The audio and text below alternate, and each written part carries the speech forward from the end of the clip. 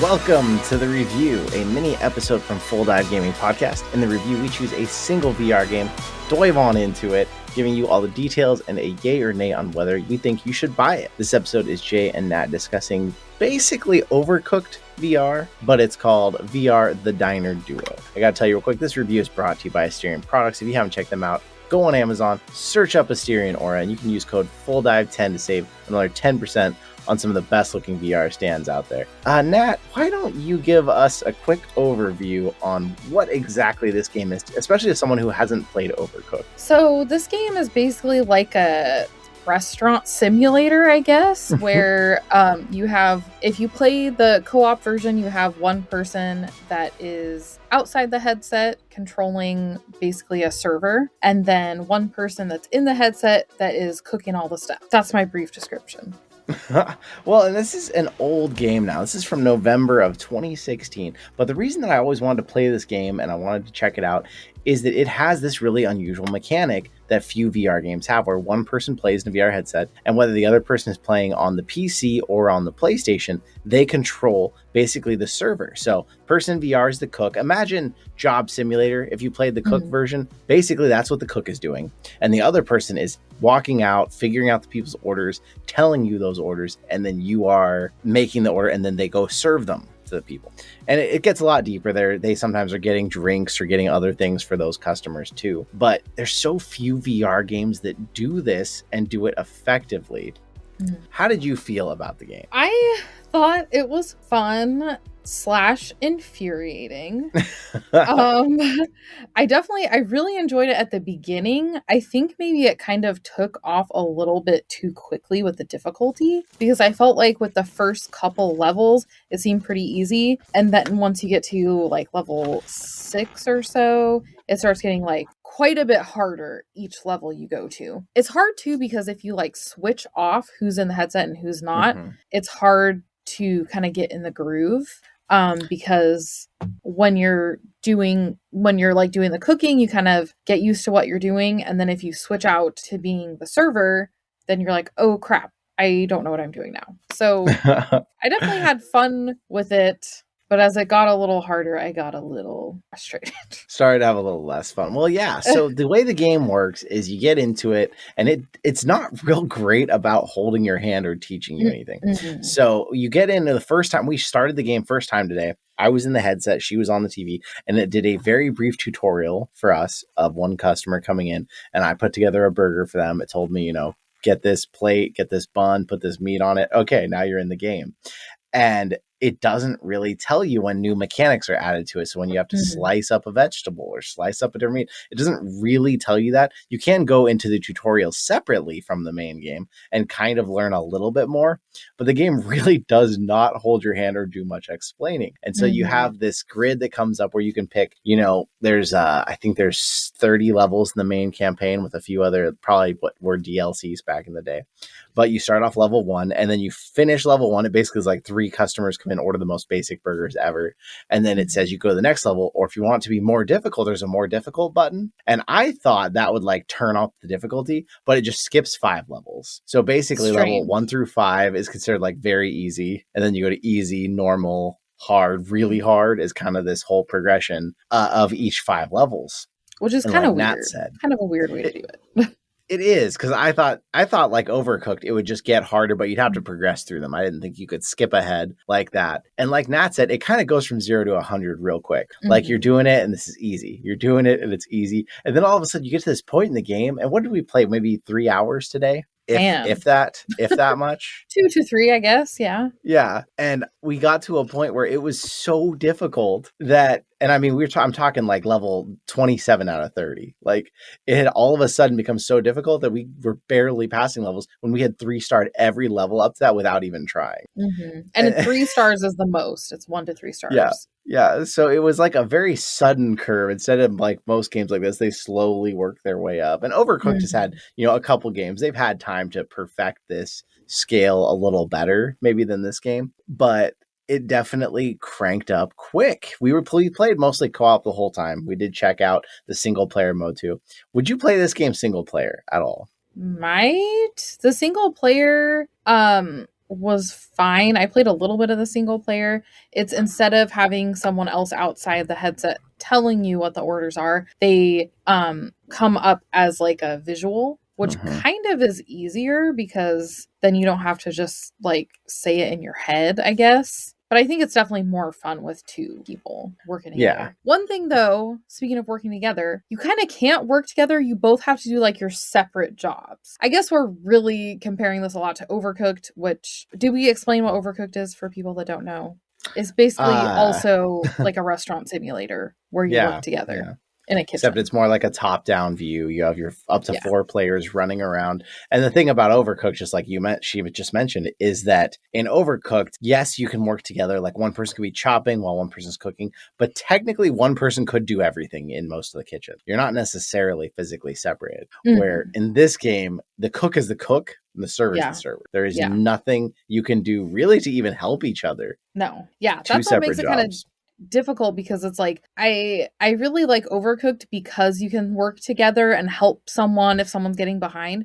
With this, I guess it's a little more like a simulator, because you're there by yourself in the kitchen, or you're there by yourself like serving, and if you get overwhelmed, you're just gonna be overwhelmed. And that's what happened to me a couple times. I'm like, oh my gosh, like there's like 20 customers in here and I don't remember what they wanted, and I have to get their also when you're the server you can get their drinks. So that's the one thing you do. But again, when you're the cook, you can't get drinks. So it's completely separated. There's never any helping each other besides communicating.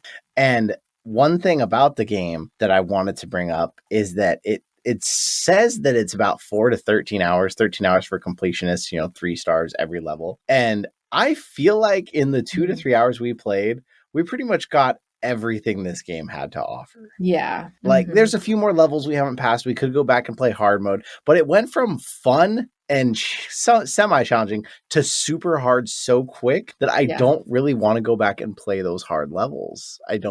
There's no desire left in me to do it. I had a fun time with it, but I also don't see going back and playing the other levels we already played because they're pretty easy. So where does this leave this game for us now? It's like, did we spend $15 on this game to never touch it again after today? And we should also talk about, so you said the hard mode, so they have like a cupcake mode. Is it a mode? I don't know. Cupcake it's like mode. A whole other set of missions. It was probably a DLC, I would imagine, that was added back in the day. But and then there's like normal, and then there's winter, which was probably like a Christmas time DLC, but winter is like hard mode is what it calls itself. So in the main game, you're making sandwiches, it seems like. There's never anything beyond sandwiches.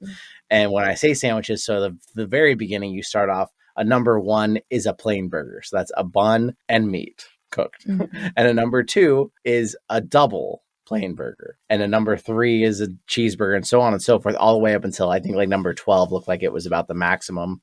Or maybe it was 14, but those are that's like a fish sandwich with a mushroom on it and, all these other things. And so the recipes are all more complicated, but when each customer walks in, you don't know until they sit down what they're going to order. I feel like we've covered the basics of what the game is, how it works. There is 3 levels of happiness, I guess you could say, that each customer has.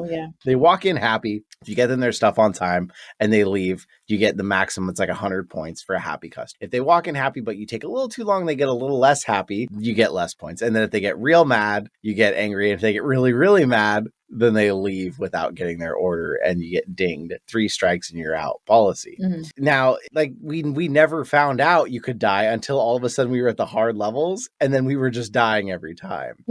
But we played in an unusual way where like one person played level 1 through 3 in the headset, and then we'd switch and they played 4 through 6. And sometimes it was like we realized you might be in this game and you might be better at being the cook, and you should always be the cook, or you're better at being the cook because you learned the cook the whole time. Switching was difficult, suddenly having to change your role, because you learn as the game goes on. Yeah, both the server and the cook were different. I had a pretty hard time as a server because you have to tell the cook what people want. Then you have to remember who had what. Like when you go back to them, it shows you what they want. But it's better to remember so you can bring them the right thing while you're, going back through the tables. And you also have to remember which kind of drink they want. And there are 3 different drinks. So it kind of took me a little bit back to my first job as a hostess at a restaurant that I worked at for like 1 month. And I had a really hard time because I was like, oh, I don't remember who had what. So maybe that's part of why I got all like flabbergasted, like, oh no. I also wanted to talk about some of the game mechanics. We did play this on PSVR. I think it's on other headsets too. PC, not on Quest. Played it on PSVR. The game mechanics are interesting. Like most of the stuff is just grabbing and placing stuff. There's also cutting, which was awful. There's like, you cut like a cucumber, which I'm guessing is supposed to be like a pickle, and you cut like the stem off mushrooms, and you cut the head and the tail off a fish to make a fish burger. But again, like we said earlier, you don't really know that unless you go back and do the tutorial for those parts. So you either have to figure it out or be like, oh, I don't know how to do this, so I'm going to go back to the tutorial, which is weird. But I found a bunch of times when I went to get the knife to cut, it would stick on the shelf or something, or it wouldn't cut things. Like the mushroom, I had a hard time. I would have to like hold the mushroom and then cut off the stem. And then the fish, you can't even see when it's cut. So you're like cutting at it and you're like, oh, it's been cut this whole time. So that was super awful. I don't know if that was because of PSVR or if it's awful everywhere. And then squeezing condiments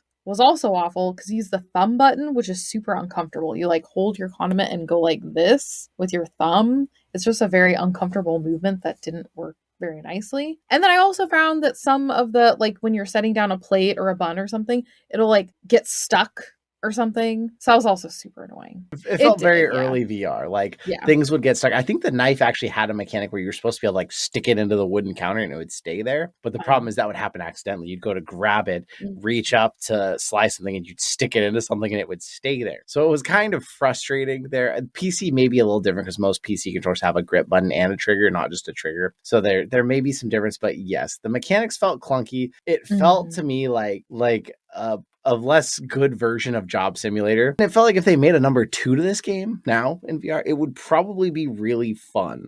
It felt like one of those half-cooked ideas. Get it?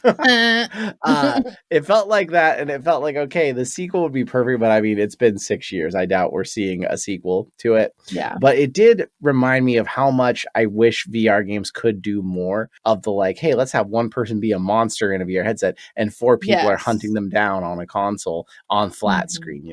It brings you into the game with someone instead of just watching them. You are really playing together, and there is some magic to that. And I think that's why this game has a very positive rating on Steam. A lot of positive reviews. People really like it. These are some old reviews. So know that, if there's been bugs or something, things could have changed on Steam, but it does seem like overwhelmingly positive reviews. And I think that's because we just don't have enough games like this in VR. Games where people play together in the same house. Couch co-op is like my favorite kind of game in the world. And it's hard because VR has very little of that. True. I also liked the cupcake levels. I didn't find it as fun because it's like you're not actually making anything. You're just like putting cupcakes on a tray. But one thing about that was kind of fun. It kind of reminded me of Keep Talking and Nobody Explodes, where you have to figure out what to call the different kinds of cupcakes. So, because there's all these different kinds with cookies in the top, kinds with different colors and stuff like that. So you have to figure out how to describe it quickly in a way that the other person's going to understand what you mean. And we ran into a couple times where I put the wrong one because like there's a couple different white cupcakes. So I put the wrong kind of white cupcake on the tray or something like that. So that was pretty fun. Like you kind of have to figure things out together. Yeah. The last thing I wanted to say is that I really did like the early levels of the game when you don't have like way too much going on. It's fun when you get into the groove of it. You're like, okay, I got my burgers going. I got my buns on my plates. I got my, then you can put you just get into kind of a groove. That's what reminded me of the game Overcooked, because when it doesn't get too difficult too fast, that's when you can get in a groove, and that's where it's fun. So I definitely thought the cooking part was more fun than the serving part. The serving part, not very exciting. What was your favorite to play?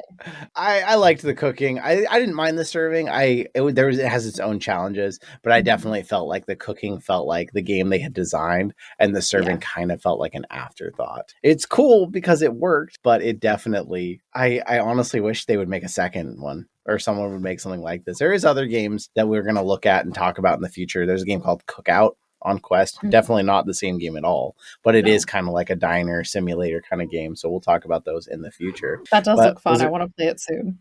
Yeah. Was there anything else you wanted to say or talk about on this before we give it the yay or nay? I don't think so. I think I'm good for once. I don't have a last extra thing to say. All right. $15, PC or PSVR only. 3, 2, 1, nay. I kind of wondered if you would yay it. I wondered if you would yay this one and I was going to nay it, but it's just too clunky. It's fun. I mean, if you see it on sale for $5 and you like co-op, I would say get it just for the fun of it one time. But $15, we played about 2 hours or so, and I seriously doubt we'll ever go back to it. I might want to go back to the early levels. Yeah. Or maybe when we have friends over, I think we'll probably, but it definitely just didn't hit the spot I was looking for in a game like that. I think I also was like overhyping it in my head because I was like, oh my gosh, Overcooked in VR, awesome. So then I was like, oh. I know, I actually thought about it earlier and I was like, yeah, $15. This game is pretty old. There are other games out there that are the same premise. So yeah, I would say probably skip it. Yeah. Skip or wait for a really good sale. Yeah. Well, if you're out there and you know of any games like this that have this co-op style where you can do stuff together in games, I would really love to see more of that. Come to our Discord and please tell me about it because I'd love to play more and come back and give you our thoughts. I think that it's a really untapped market in VR, and I feel like only PSVR really filled it with a few games, hoping PSVR 2 changes that because it's got the power to run these games. It has the console set up, the extra controllers. We need some games that just really make it a fun in-home family experience again, instead of making one person feel like they're alone in VR playing with their friends online. That's what I want to see. And if you want to take a step further than seeing us on the Discord, of course, there's Patreon. You can rate and subscribe to the podcast. We really appreciate everyone. We just got a 5-star rating on Spotify today from somebody in our Discord. Thank you, whoever that was. JR Ward, special thank you for doing that. And hey, when it comes to VR, what do they got to do? Plug one in. Plug one in.